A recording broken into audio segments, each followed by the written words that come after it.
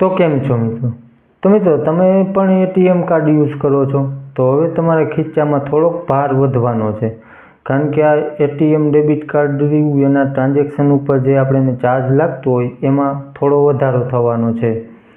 તો અત્યાર સુધી આપણે કોઈ પણ બેંકનું ડેબિટ કાર્ડ હોય આપણી પાસે, એ આપણે ગમે તે મહિનામાં 5 ટ્રાન્ઝેક્શન કરી શકીએ તેનાથી ફ્રીમાં.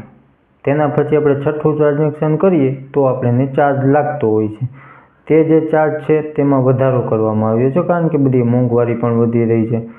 એના કારણે તેમાં પણ થોડો વધારો કરવામાં આવશે. અને જે આ ચાર્જ લાગતો હોય મિત્રો, એ આપણે ઉપાડી એમાંથી ન કપાતો હોય, એ સીધો આપણા બેંક એકાઉન્ટમાંથી કપાઈ જતો હોય છે. એટલે કે માની લો તમારી પાસે કોઈ પણ બેંકનું ડેબિટ કાર્ડ હોય, તમે અધર બેંકમાં એટીએમમાં પણ યુઝ કરો તો પણ આ 5 ટ્રાન્ઝેક્શન જ ફ્રી હોય છે. અને તમારી જે બેંક છે તેનું જ એટીએમ યુઝ કરો તો પણ 5 ટ્રાન્ઝેક્શનની જ લિમિટ હોય છે એક મહિનામાં. બાકી જેવું 6થું ટ્રાન્ઝેક્શન થાય એટલે 21 રૂપિયા એક ટ્રાન્ઝેક્શનનો ચાર્જ લાગે છે આપણને. બીજું, જ્યારે મિત્રો તમે એટીએમ કાર્ડ યુઝ કરો ત્યારે 17 રૂપિયા બીજો પણ ચાર્જ લાગતો હોય છે. અને આ બધું હોય છે એ NPCIની અંડરમાં હોય છે. એટલે હવે આ બધા ચાર્જમાં થોડા ઘણો વધારો કરવામાં આવ્યો છે. જે આપણે પહેલાં 17 રૂપિયા ચાર્જ લાગતો તેને 19 રૂપિયા કરવામાં આવ્યો છે. અને જે આપણે ઓલા 5 ટ્રાન્ઝેક્શન ફ્રી હોય એ તો ફ્રી જ છે. બાકી 6થા ટ્રાન્ઝેક્શનથી જે આપણને 21 રૂપિયા લાગતા હતા તેને હવે 22 રૂપિયા કરવામાં આવ્યા છે. એટલે કે નોર્મલ વધારો કરવામાં આવ્યો છે.